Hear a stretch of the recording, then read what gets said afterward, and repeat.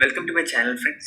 So today we'll be discussing about personal selling, the meaning of personal selling, and steps in personal selling process, and we'll also discuss the types of salesmen.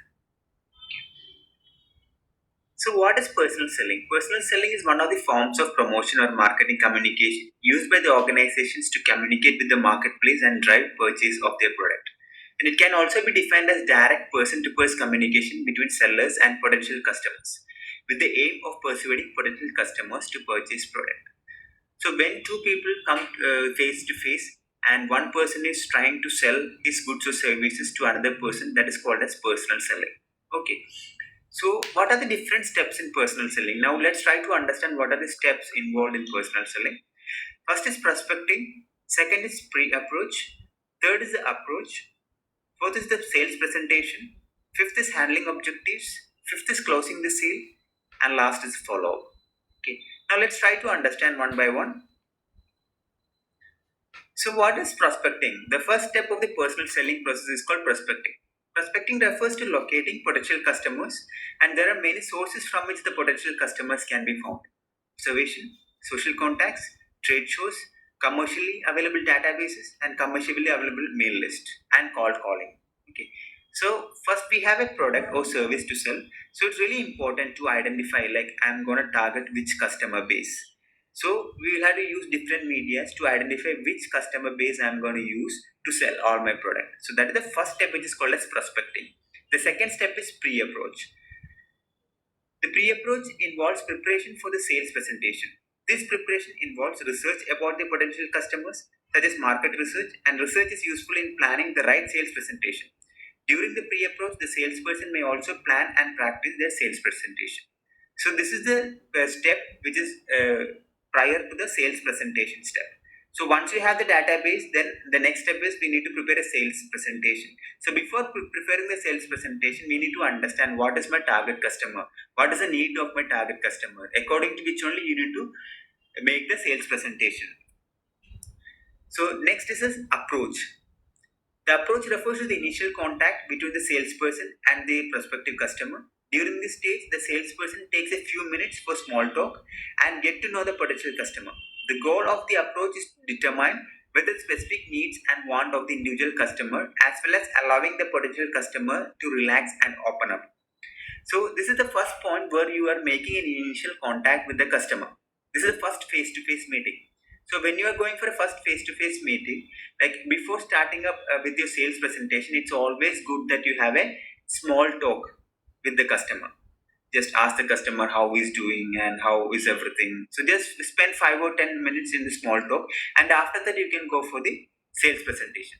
So next step is the sales presentation. The sales presentation involves the salesperson presenting the product or service, describing its qualities, and possibly demonstrating the features of the product. Ideally, the sales presentation will be individualized to match the needs and desires of the potential customer. So, in the approach stage, you had a conversation with the customer. You asked him about his needs and requirements, and once you understood his needs and requirements, then you can do your sales presentation. You can pitch about your products and services. You can explain to the customer uh, all the details about the product or service. Okay. And next is handling objectives. Okay. So once you have given your sales presentation, there will be a lot of questions in customer's mind. So now it is a stage where you will have to handle his objections. He will be asking a lot of questions, and these questions have to be handled by you. So at certain cases, like most of the salesmen, they use a technique called as yes but technique. Yes but technique is nothing but, first of all, you will have to listen to the case customer very carefully, and you will have to accept his objections, and you will have to tell that yes sir, I completely understand your objection, and then you will have to address his objection. You will have to explain to the customer, sir, it's not like that, it is like that, and you will have to solve the objections so that you can proceed towards the sales closing. Next is a very crucial stage, which is the closing the sale. Closing the sale. Closing the sale refers to finalizing the sale and persuading the potential customer to make the purchase. So during the closing sale step, prices and payment options may be negotiated. So this is the second last stage in the personal selling process, like closing the sale. So once you have explained regarding all the features, advantages of the product, now it is a time for you to close the sale.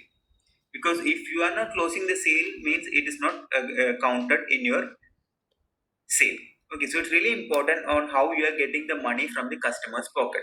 So okay, a recent study tells like 80% of the sales people fail to close the sale because they never ask for the money. So it's really important for you to get the money from the customer's pocket. Okay, so closing the sale is really important. And the final step is a follow up. The final step in the personal selling process is referred to as follow up. The follow up involves the salesperson contacting the customer after the sale to ensure that the customer is satisfied. Okay, so this is a really important step in today's scenario because certain salespeople, once they complete the sale, they never look back on the customer.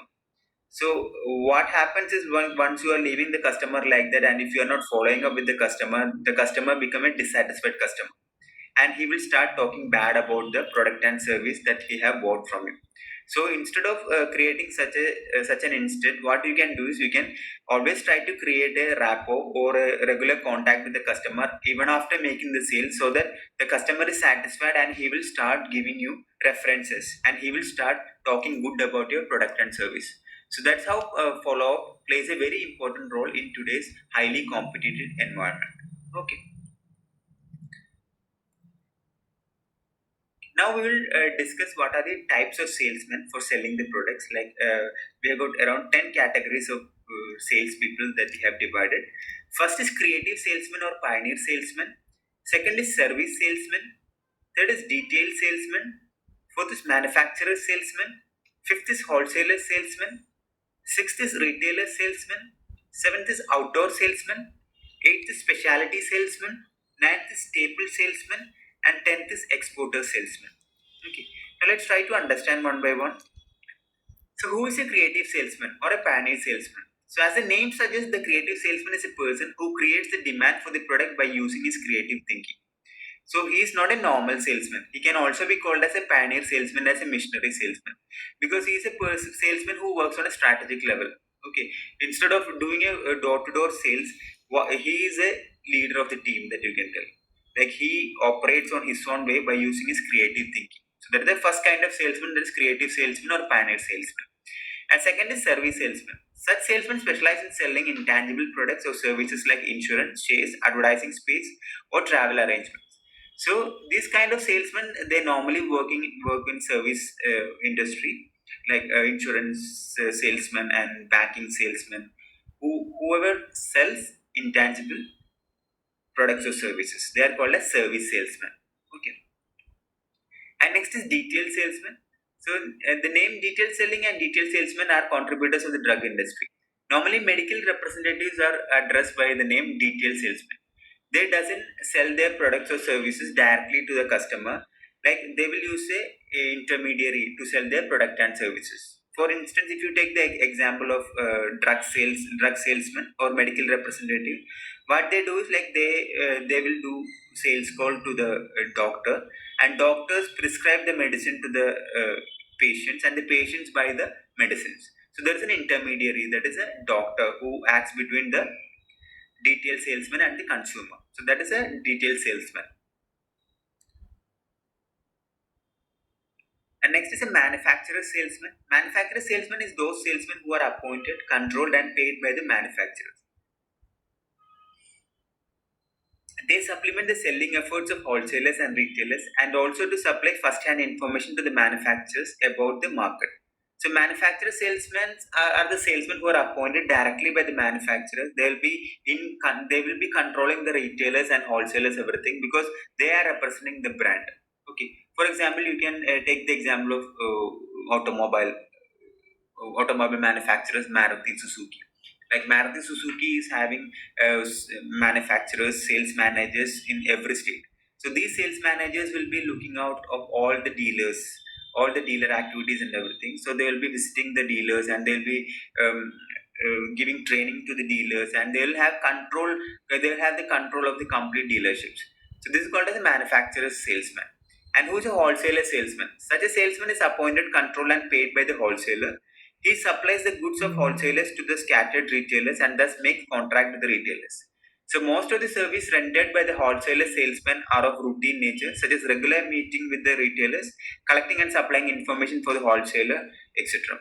So wholesaler salesmen are the kind of salesmen who will deal with the retailers.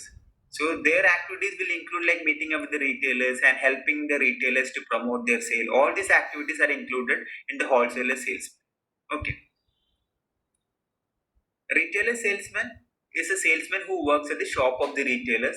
That is a retailer salesman. Like we can see, like a normal salesman who work in a retail shop, he is called as a retailer salesman. Okay, and who is an outdoor salesman? Outdoor salesman may be a person who moves out from place to place to sell the product.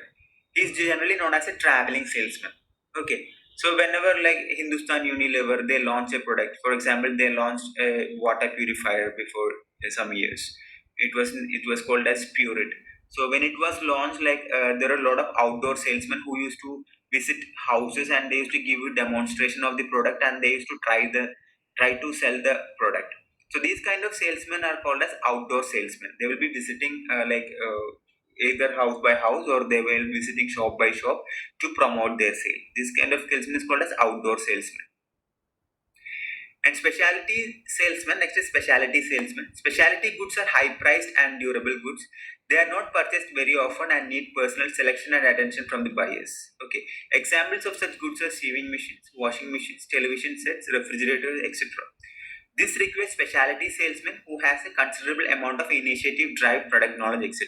Okay, so these kind of sales people, like they deal with the premium range of products of a company. Okay, they need extensive training. They will be dealing with only that particular range of products. They will not be dealing with all the brand of products. They'll be only dealing with a particular premium brand. Okay, and next is staple salesman. Staple articles are those articles which are common in use, such as food items, clothes, stationery, etc.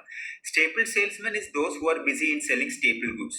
Okay, and these articles are sold in bulk. Okay, so staple salesman is a salesman who sells common kind of goods such as food items and clothes. Okay, so this is staple salesman, and finally it is exporter salesman.